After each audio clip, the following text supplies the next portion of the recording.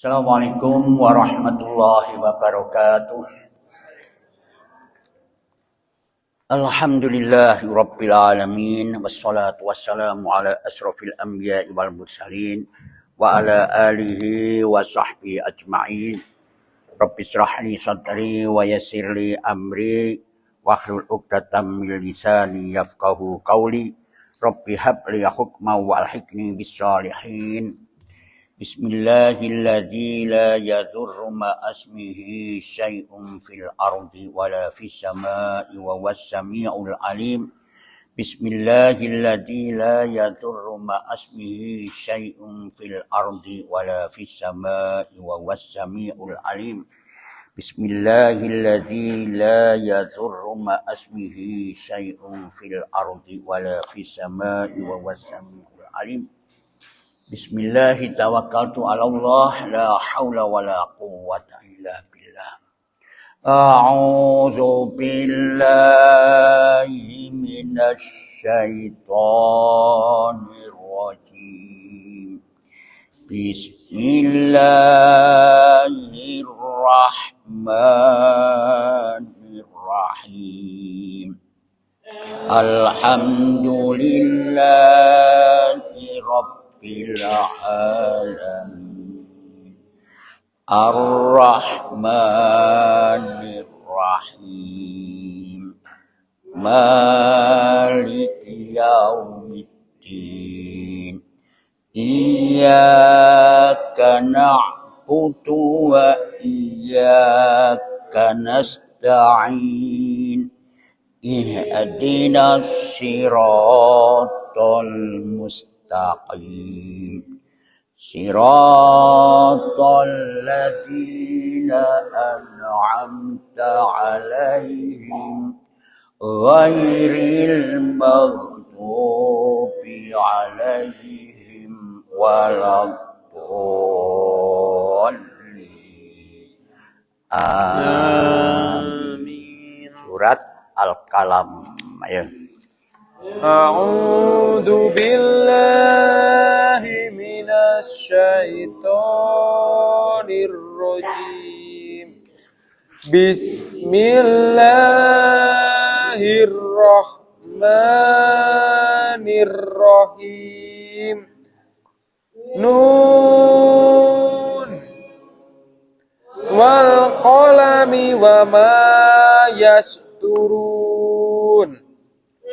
Ma anta bi ni'mati rabbika bimajnun.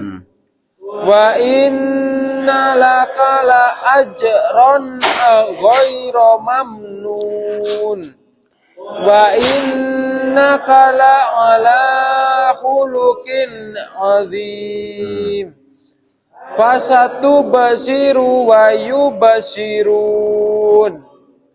Bi ayyikumul muftun.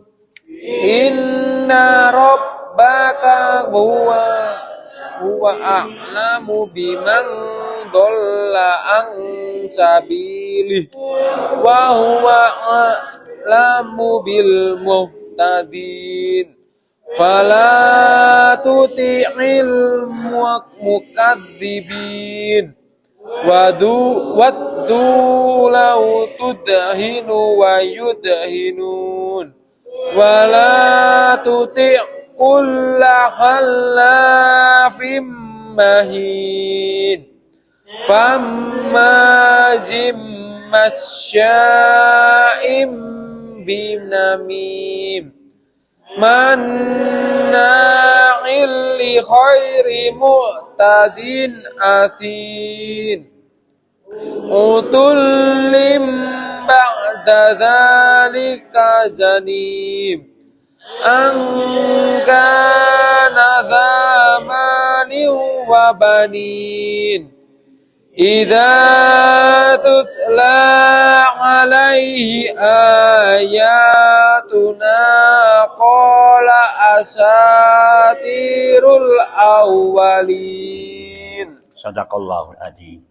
A'udzubillahi minasyaitonir rajim. Bismillahirrahmanirrahim. Surat Al-Qalam. Al-Qalam itu apa? Kalam. kalam. Kolam-kolamun, pensil, apa jenenge, yang dipotong aslinya. Pena, nah, betul pena. Yang dipotong. Apa kok yang dipotong? Yang dipotong itu dulu gak ono pensil, pena gak ono. Apa itu namanya? Sodo itu. Ini kan terus dicelup, nulis apa itu namanya deh? Sodo kayak sodo, aren ya. Apa itu namanya? Saya pen itu dulu. Itu yang dipotong. Itu kalam. Surat ini adalah turunnya nomor 2 dari susunan turunnya Al-Quran. Jadi yang pertama adalah Iqra. Lah Iqra itu mengangkat Nabi Muhammad sebagai Rasul. Lah yang ini adalah apa sebabnya Nabi Muhammad diangkat sebagai Rasul. Nah, mengapa kok diangkat sebagai Rasul? Itu anak ini. Jadi nomor 2 setelah Iqra cuma 5 ayat. Iqra bismi rabbikal ladzi khalaq itu. Nah sejak dulu dengan ini kan kalam itu kan alat untuk tulis, untuk menulis. Sejak dulu para ulama itu menekankan pentingnya menulis dan membaca. Untuk meningkatkan pengetahuan itu harus baca. Gemar baca. Lek gak gelem maca ya wis kesasar-sasar. Ya toh. Apalagi ini adalah merupakan ayat itu tanda menunjukkan tujuan perjalananmu itu lewat jalan itu gitu loh. Nah, kalau kamu tidak mau baca apa tanda-tanda itu ya kesasar gitu loh. Itulah. Kita lihat sekarang. A'udzu billahi minasy syaithanir rajim. Bismillahirrahmanirrahim. Nun. Ini harus 5 ketukan ya. Jangan nun. Bukan. Nun apa nek gak ono. Iku jawaban nek nun iku. Fit nun. Jadi jadi harus dibaca nun wal qalami wa ma yasturun. Apa artinya nun? Tidak ada yang tahu kecuali Allah. Cuma ulama itu mesti menyimpulkan nih, oh ini merupakan tantangan Allah. Ini kan huruf hijaiyah. Kalau orang-orang yang ragu dengan Al-Quran sing diturunkan oleh Allah kepada Nabi Muhammad, maka nyoba nggawe sing koyok semisal koyok dene Quran. Dan ajaklah pemimpin-pemimpinmu dari siji membuat Quran. Nah, 1 surat sing paling pendek saja. Tentu kamu tidak akan bisa. Sampai kapanpun kamu tidak akan bisa menciptakan itu. Itu tantangan. Sing ayate, sing kalimahnya, hurufnya itu dari huruf hijaiyah. Alif, ba, ta, alif, lam, mim, nun, hamim, toha, dan lain sebagainya. Nah, itu. Nun, itu dia. Wal kolami, demi kolam. Memotong, jadi alat-alat tulis itu. Menulis. Wa ma yasturun, dan apa yang mereka tulis. Apa yang mereka tulis itu? Nah, ini ulama berbeda pendapat. Ada yang mengatakan bahwa menulis nasibnya seseorang itu. Tapi itu tidak viral. Banyak yang menolak pendapat itu. Yang tulis itu adalah alat tulis itu menulis perbuatan manusia baik dan buruknya itu. Sesuai Raqibun Atid yang selalu ada di sebelah kiri dan kanan kita itu. Itu ditulis. Kenapa kok harus ditulis? Supaya tidak ada bantahan. Kalau nanti disidangkan oleh Allah di hadapan di padang mahsyar itu, kamu ini banyak dosanya. Mana buktinya dosanya? Oh, ini ditunjukkan. Apakah Allah lupa? Tidak, atau tidak lupa. Hanya cuma untuk manusia itu supaya tidak ada bantahan. Jam sekian itu. Jam sekian kamu berbuat begini, jam sekian kamu ngaji dan lain sebagainya itu ada tulisannya semuanya. Itu kebaikan dan keburukan dari manusia. Ma anta binikmati rabbika bimajnun. Kamu, anta inti kamu, sekali-kali itu bukanlah binikmati rabbika bimajnun, orang gila berkat nikmat Rabbmu.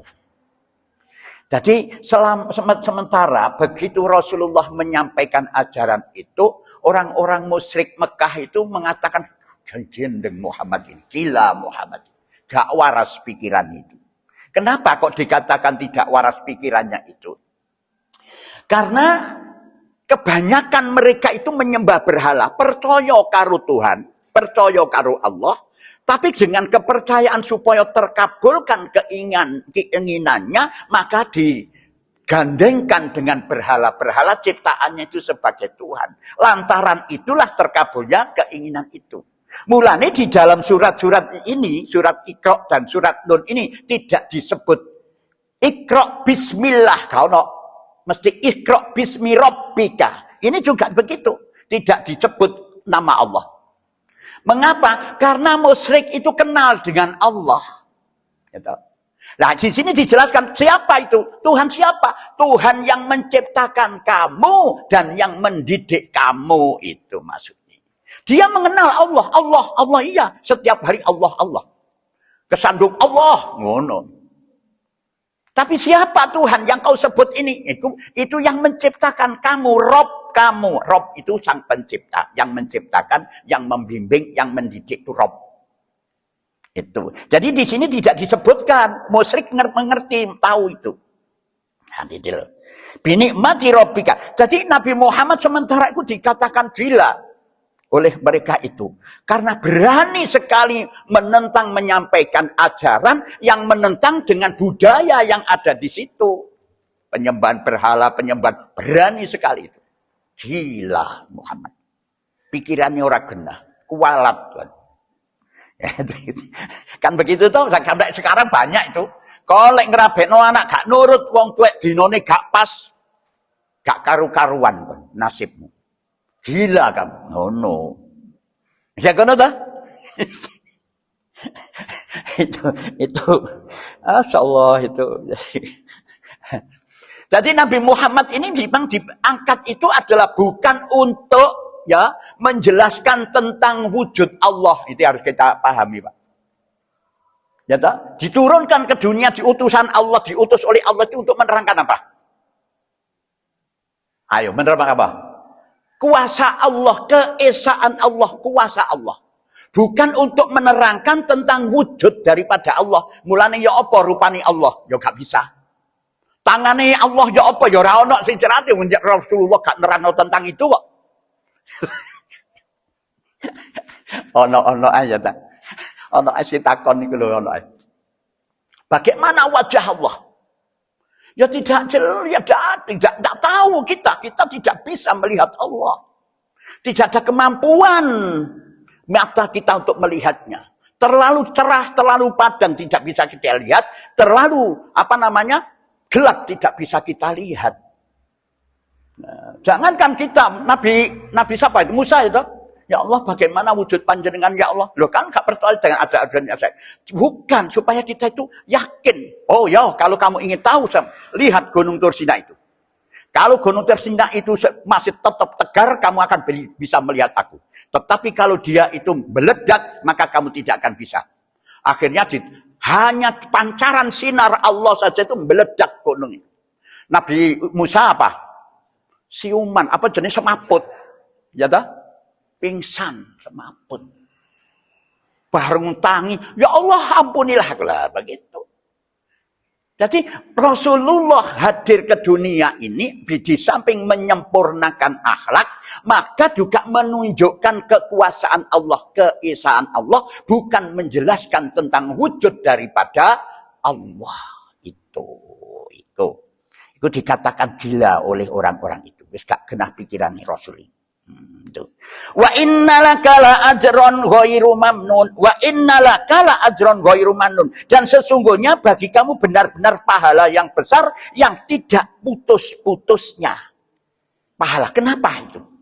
Karena Rasulullah menyampaikan ajaran Allah ini, Quran disampaikan ajaran yang benar. Setiap mengajarkan dan dia mengerti dan mengajarkan lagi, dia mengerti, mengajarkan sampai ini, sehingga seperti multi level. Ya, multi level benar itu. Selalu itu. Setiap orang yang diajar, dia itu memahami, mengajarkan yang lain, memahami, mengajarkan yang lain. Terus menerus. Mulanya gak ada henti-hentinya pahala di sisi Allah. Itulah perlu kita tiru, Pak. Punya ilmu jangan kau biarkan begitu. Amalkan.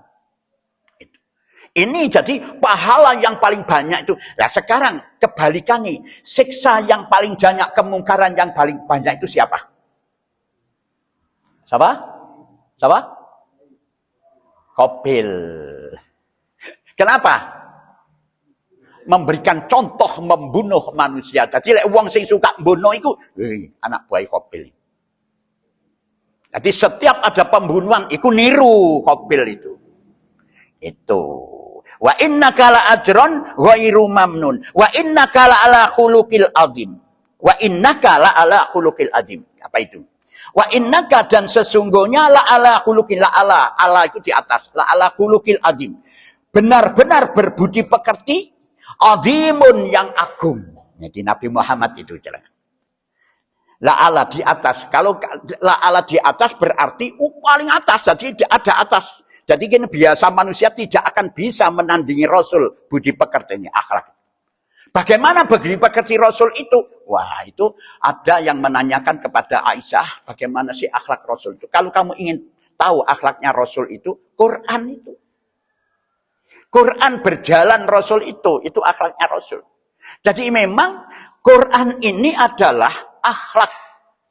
Akhlak itu apa sih akhlak? Lah, sekarang apa akhlak itu? Ayo. Perilaku. Perilaku itu apa? Tingkah laku itu apa?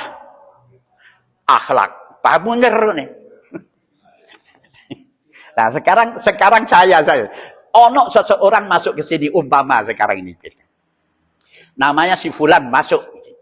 Waduh, adab, asor. Waduh, baik sekali. Mesem. Tapi apa yang dilakukan itu adab. Udang di balik patu. Ya, di balik rempeyeknya itu loh kok. Ada maksud-maksud tertentu. Apakah mereka itu termasuk akhlakul karimah? Tidak. Lah terus apa akhlak itu? Nah.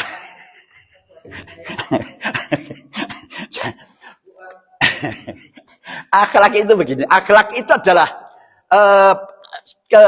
kondisi jiwa yang selalu menekan seseorang untuk melakukan kebaikan.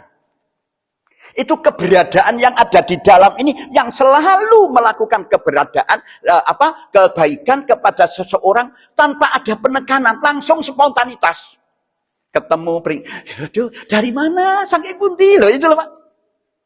Kan ada nggak? Itu spontanitas melakukan itu. Itulah dorongan jiwa yang ada pada diri manusia untuk melakukan kebaikan-kebaikan yang disukai oleh orang lain. Itu. Jadi kalau berpura-pura itu bukan akhlakul karimah. Akeh munafik kan berpura-pura alim, berpura-pura apa jenis api. Tapi nggak wis kene di manukno nek kok.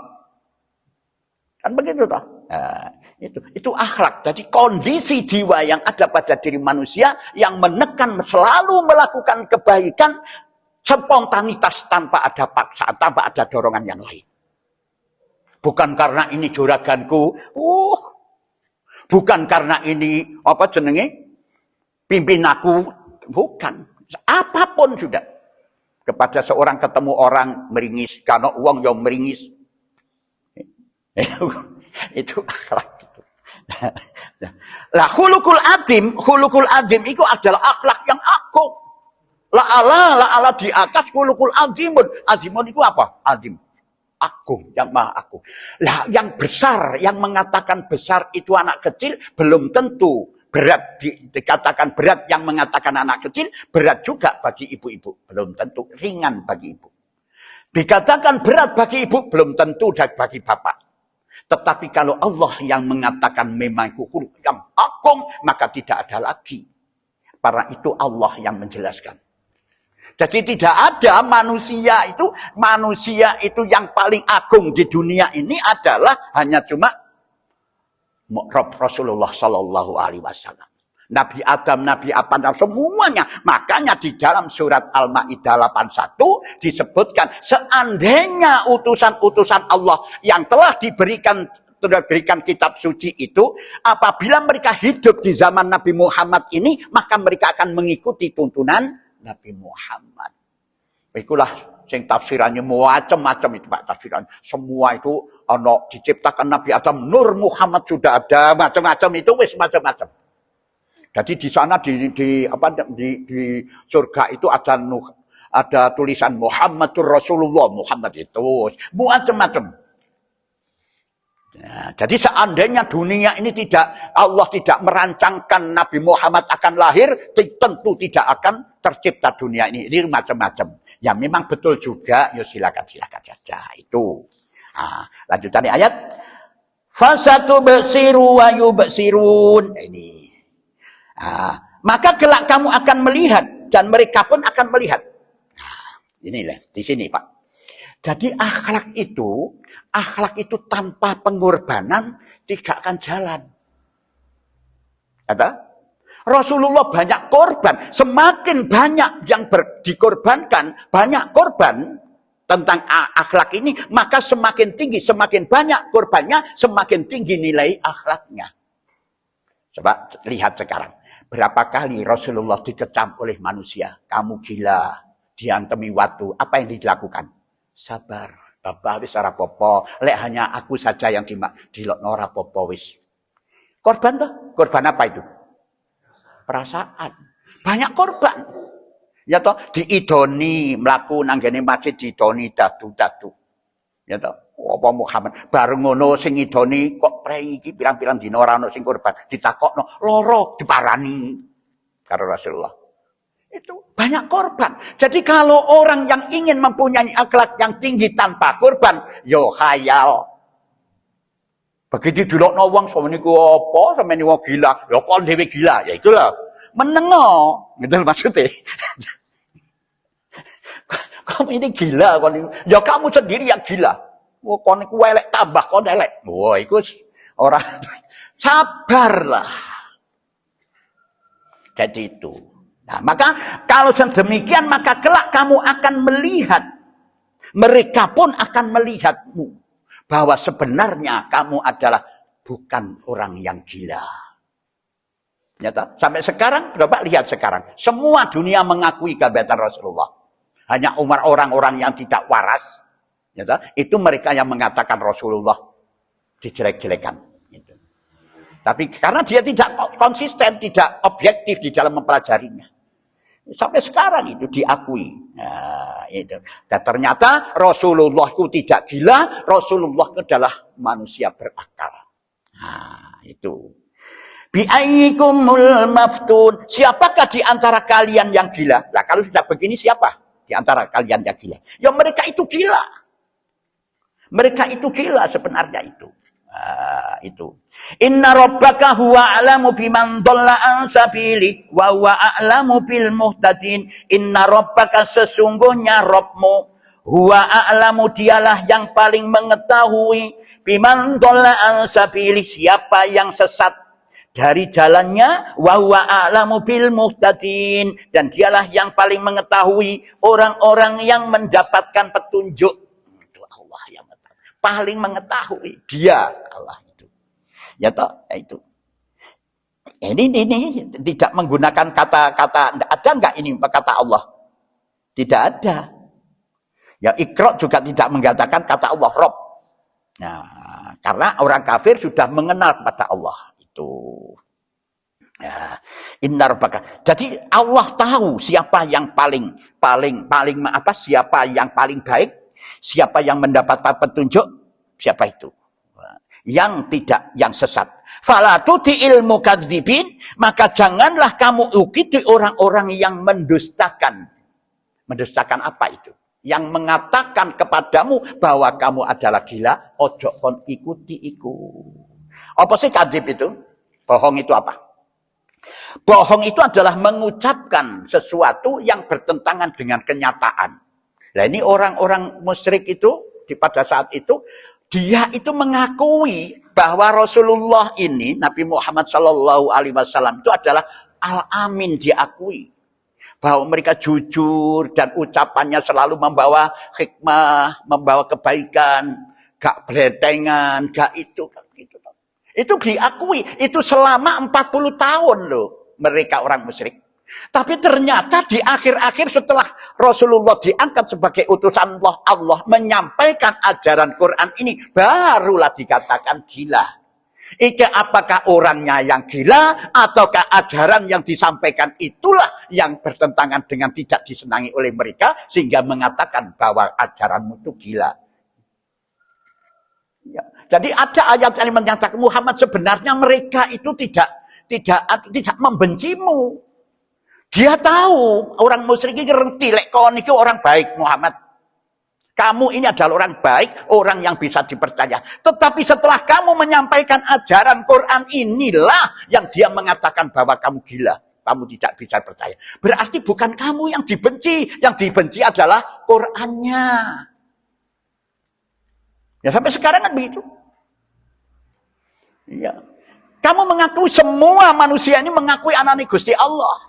Tapi begitulah disodorno Quran ini, Allah, aku sudah punya buku yang baik. Apa itu? Kitab langit. Itu? itu penentangannya itu. Baik, gitu loh. Padahal Imam Syafi'i Dewi juga begitu kok. Oh, Pak Hafid, api. Selama saya begitu, tapi coba kalau mengatakan begini. Menyesatkan Pak Hafid itu. Ajarannya sesat dan menyesatkan. Kalau kamu mengikuti itu, maka kamu akan sesat. Terus yang tidak sesat yang mana? Oh, saya tidak tahu. Wais. Lah iku opo ucapan opo iku wis. Nah, itu loh. Nah itu. Jadi orang kadzib itu begitu. Dikasih itu. Waddu lau tudhinu fayudhinun. Waddu itu mawaddah. Waddu itu dari mawaddah. Mawaddah itu apa sih? Cinta. Cinta yang membuktikan betul-betul terbukti cinta. Pertama, tidak ada sedikit pun celah. Ya toh? Tidak ada sedikit pun celah. Jadi sering saya sampaikan, entu telu mambu duren, tidak ada celah. Jadi dibuktikan bukti cinta itu, ada bukti-bukti cinta. Saya ini kan banyak orang mengatakan cinta, tapi cinta apa jenenge? Palsu, gombal itu. Tapi tidak ini enggak. Waddu itu cuma wadah. Itu adalah memang dia cinta dibuktikan dengan cinta itu. Oh, bukti-bukti cinta. Itu bukti nyata. Tudahuna lau itu supaya itu tudhinu kamu bersikap lunak. Yaitu bersikap lemah lembut terhadap mereka. Wayudhinun lalu mereka bersikap lunak juga.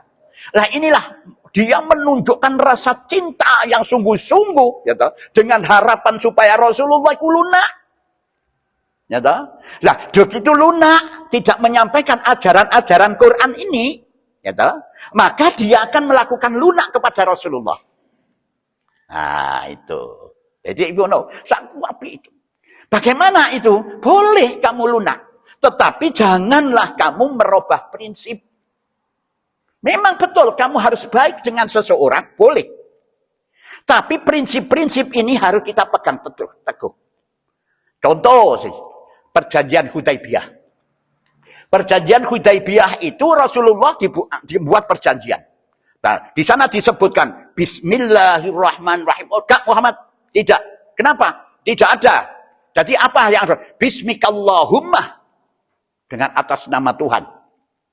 Bagaimana itu? Hak popo. Itu tidak merubah prinsip. Tidak merusak prinsip.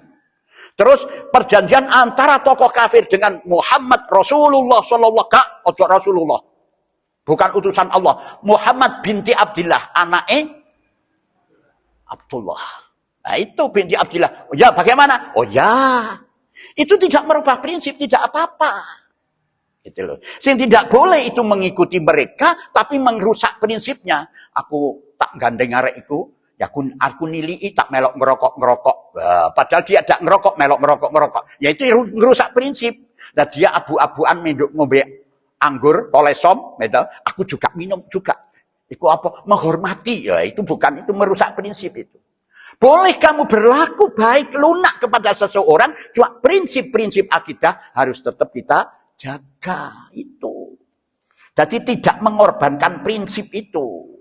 Nah, itu. Memang tujuannya begitu, supaya Rasulullah tidak menyampaikan ajaran itu.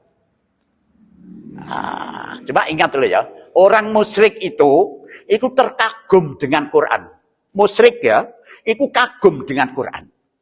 Tapi kalau dibacakan artinya di dalam Al-Quran tidak mau. Senengannya ya diwaca karena lantungannya enak Quran itu. Itu musyrik itu. Artinya mulanya Sayyidina Abu Bakar pada saat beliau itu masuk Islam, gak apa-apa Bakar, kamu masuk Islam silakan. Cuma satu permintaanku, ojo sampai kamu membaca Al-Quran dikeraskan. Sehingga didengar oleh orang-orang musyrik. Kenapa begitu? Karena indahnya kalimat-kalimat Quran yang dibaca itu. Nah, mulanya di sini kita bisa menggaris bawahi orang-orang yang senengane hanya cuma memocok itu, tidak meningkatkan untuk mempelajari makna yang terkandung di dalamnya, itu turunane wong. Iku, harus itu harus, Pak. Nah, seorang guru ngaji juga begitu. Seorang guru ngaji yang mengerti tentang bisa menjelaskan ini, tapi mereka tidak mau, hanya ditekankan supaya dibaca dan baca saja tanpa dimengerti maknanya yang terkandung di situ, itu podo karo menghambat tujuan daripada Al-Quran. Apa tujuan Al-Quran? Petunjuk bagi manusia. Dosa, Pak. Aku gak gelem mengajarkan begini, aku dosa. Itu loh. Mula apa menciptakan manusia seperti kamu, orang gelem melaksanakan itu? Ono gunane manusia diciptakan itu. Gitu loh. Fala tuti'il wala tuti'kul halafim mahin. Dan janganlah kamu ikuti setiap yang banyak bersumpah. Jadi kamu jangan mengikuti. Lau anak itu dia memang inginnya, keinginan mereka itu Muhammad baik, kamu itu baik dengan dia, ya toh, dan dia akan baik dengan kamu. Makanya muncul permintaan, hei Muhammad, supaya gak terjadi gegeran umat iki di Mekah ini, ayolah setahun ini kamu ke berhala, menyembah berhala. Tahun kemudian semua menyembah Tuhanmu. Begitu supaya tidak terjadi kekisruan di dalam negeri ini. Turunlah qul ya ayyuhal kafirun la a'budu ma ta'budun wala antum a'budu ila akhirih. Itu sampai begitu. Tapi Rasulullah wala tuti kullah halafim mahin. Nah, oleh karena itu janganlah kamu ikuti setiap orang yang banyak bersumpah. Ya toh, mahinin lagi hina. Kenapa kok dipenging karo Allah mengikuti orang-orang sing kakean sumpah? Kenapa? Sumpah itu apa sih tujuannya sumpah? Ya, biar dipercaya. Lek kakean sumpah, tandanya gak dipercaya. Jadi wong sing ngono-ngono iku, kakean goroh berarti dia itu ojo diikuti. Iku mahinin lagi hina. Hammazin masa'im binamim. Hammazin itu apa? Hammazin itu menusuk. Hammazin itu menusuk atau hibah. Mengucapkan, membicarakan kejelekan orang lain, tapi orang yang dijelekan itu tidak ada. Itu apa jenenge itu? Menusuk dari belakang.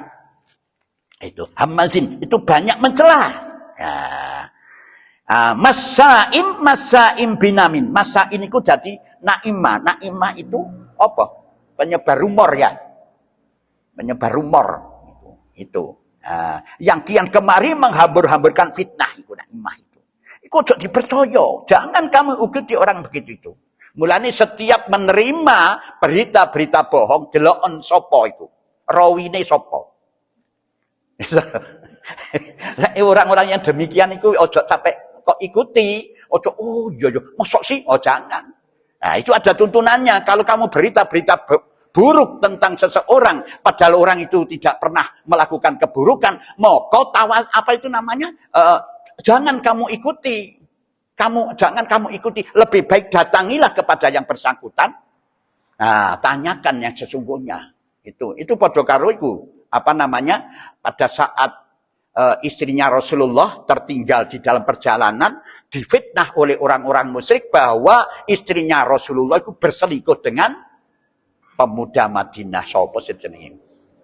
Itu harus kita pelajari, hati-hati. Kalau ada orang berita-berita bohong begitu itu, jangan mosok iya ya, kita termakan oleh setan kamu. Jadi orang yang demikian itu ojo sampai kon ikuti pembicaraan mereka itu. Mana ilil khairi mu'tadin azim, mana ilil khairi yang banyak menghalangi perbuatan baik. Mu'tadin yang melampaui batas, azimin lagi banyak dosa. Apa menghalangi perbuatan baik? Kadang-kadang kita ini sering menghalangi, Pak. Wono wong mlebu nggawa map. Ya toh? Kubluke dhuwur, njaluk bantuan untuk pondok dan lain sebagainya.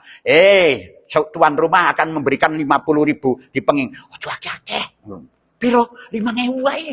Iku digedhe lah, iku jangan. Jangan. Walaupun kamu juga orang itu ada orang yang tidak baik. Tujuannya hanya cuma meminta-minta dengan tujuan yang tidak baik. Tapi jangan kau cegah mereka untuk memberikan itu. Ojo dikai 5.000 wae. Engko sing 45.000 ayo didemangan bareng mi aku. Itu tidak boleh, Pak. Itu sama saja mencegah itu. Mencegah orang berbuat baik. Kate nglebokno nang iku Masjid Muhammadiyah cukup 5.000. 1.000 ojo. Mulane akeh sing getun iku begitu disak niki 50.000 sing sidik niki golek sing 50.000 ge kena getu lontong. Malih saka Jumatan, dua tak keliru diceblongno kotak iku sing 50.000. Dijokok sing dimangu. Astagfirullahaladzim. Mari mangan lontong. Aduh, ya Allah. Aduh, itu banyaknya begitu. Oh Allah. Nah, itu orang-orang melampaui batas ojo diikutiku. Utulin ba'dadzalika zanim. Utulin itu aslinya buncit. Buncit itu anu apa ya? Perutnya gendut besar, banyak makan. Nah, utulin. Nah, tapi di sini digunakan utulin itu yang kaku kasar, buncit.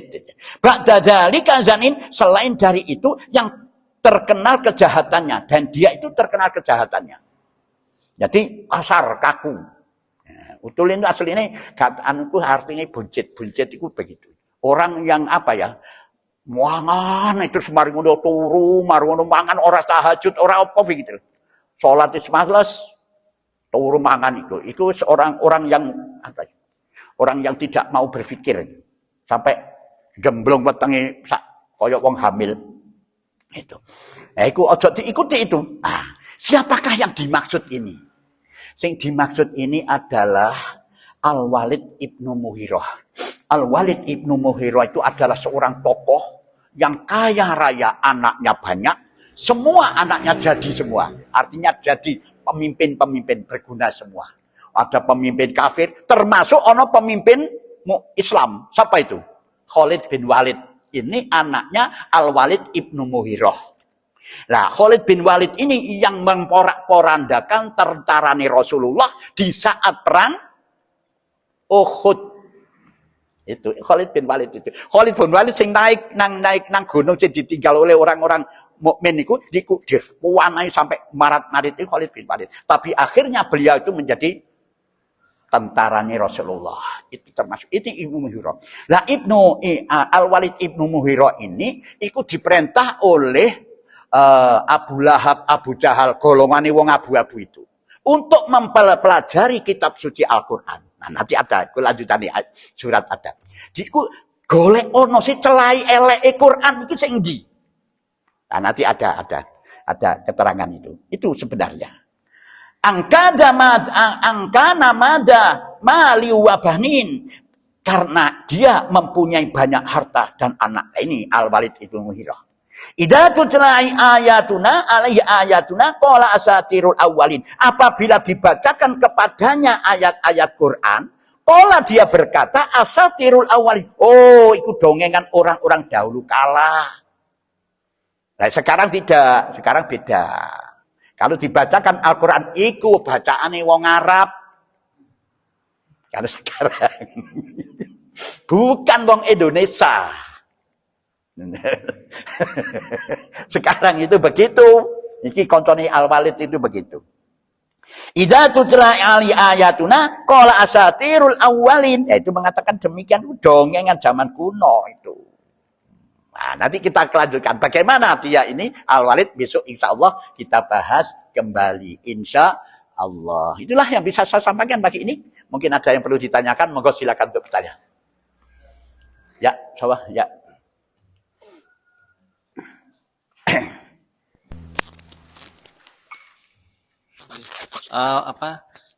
Kalau tadi kan ada ceritanya orang kafir itu kan ingin mencari celah-celahnya Al-Quran, mencari jeleknya Al-Quran gitu. Nah, kalau zaman dulu kan zamannya Rasul itu kan Quran belum dibukukan. Sementara kan zaman dulu kan Quran belum dibukukan, belum dijadikan kitab lah, masih dihafal. Nah, itu kan kalau orang kafir pengen mencari jeleknya Quran tuh bagaimana? Karena kan mereka kan kafir, nggak percaya Quran, masuk mau menghafal Quran gitu loh. Sementara yang menghafal kan orang-orang lain kan, mestinya dia kalau mencari kejelekannya Quran kan harus tahu Quran itu seperti apa isinya kan gitu. Nah itu gimana? Sementara kan Quran belum dibukukan waktu itu. Iya.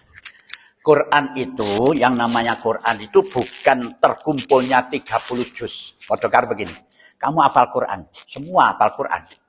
Hafal Quran enggak? Hafal. Karena Fatihah itu surat Quran ya, Quran itu. Fatihah itu Quran. Qul huwallahu ahad, Quran. Cuma hafal berapa juz, hafal berapa surat begitu loh. Jadi apa itu namanya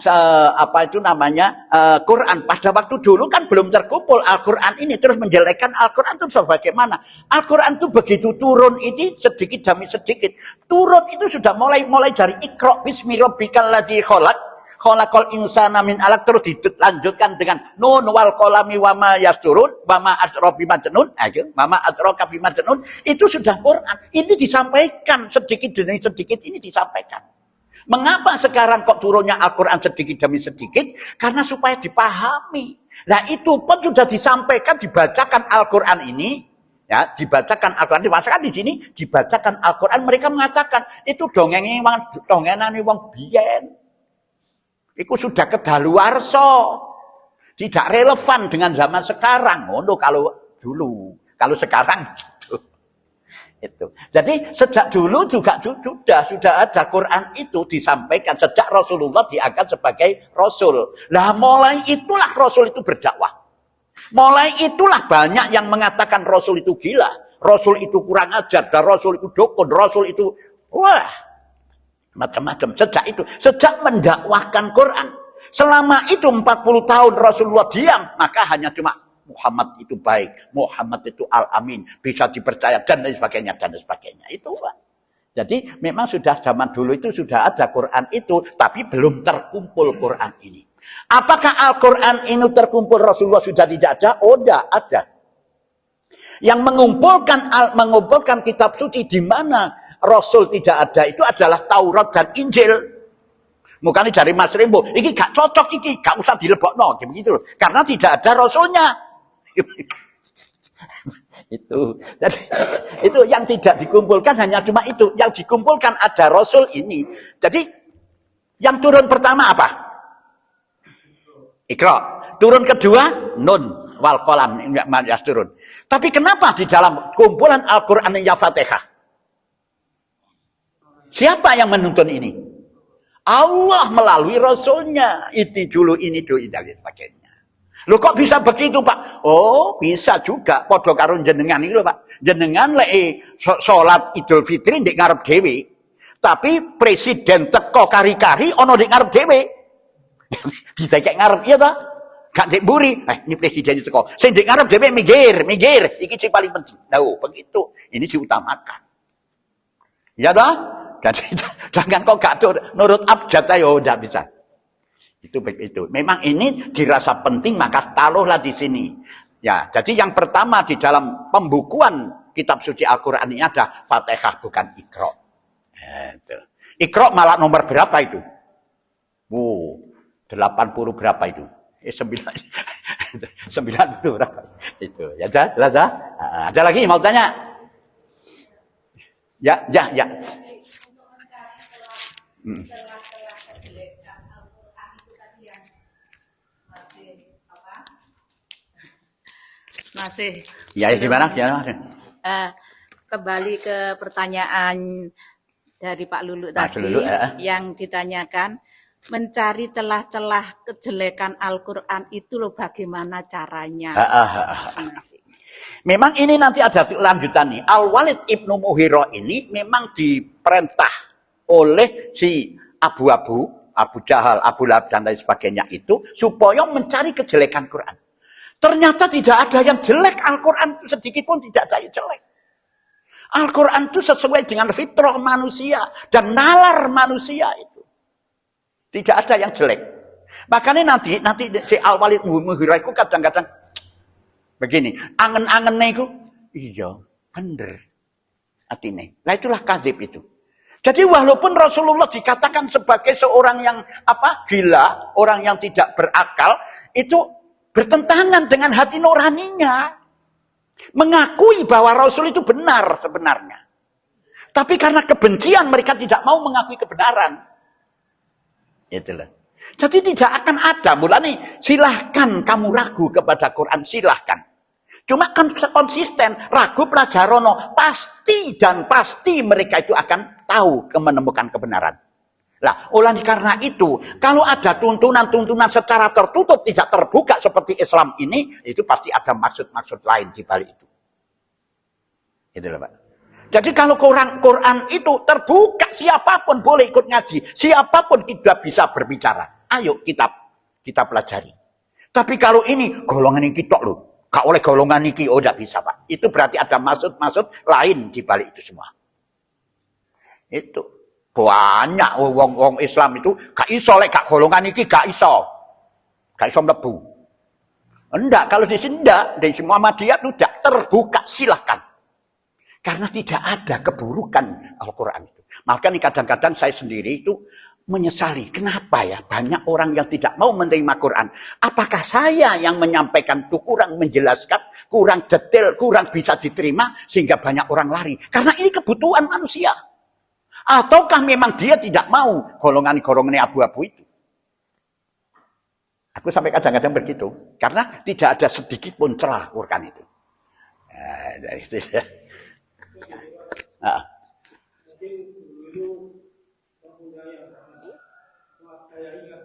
Apa? Oh iya.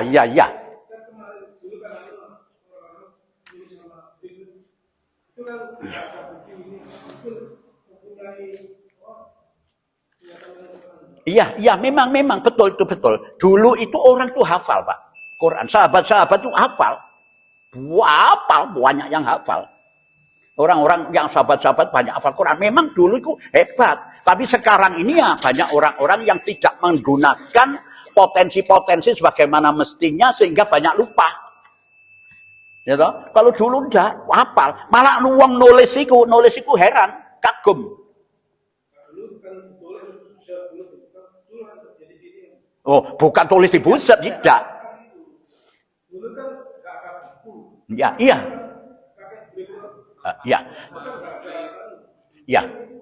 Hanya ingatan saja. Bukan begini. Dia itu dulu Al-Quran itu ditulis kadang-kadang di batu. Kadang-kadang ditulis di papah kurma. Kadang-kadang alat tulis. Itu pada waktu dulu tidak ada kertas. Begitu zaman Sayyidina Utsman, diambil semua itu tulisan dikumpulkan jadi satu, dibukukanlah. Bukan buku kertas itu yang dimaksud itu. Ada kulit kerbau, kulit onta dan lain sebagainya. Itu ditulis begitu.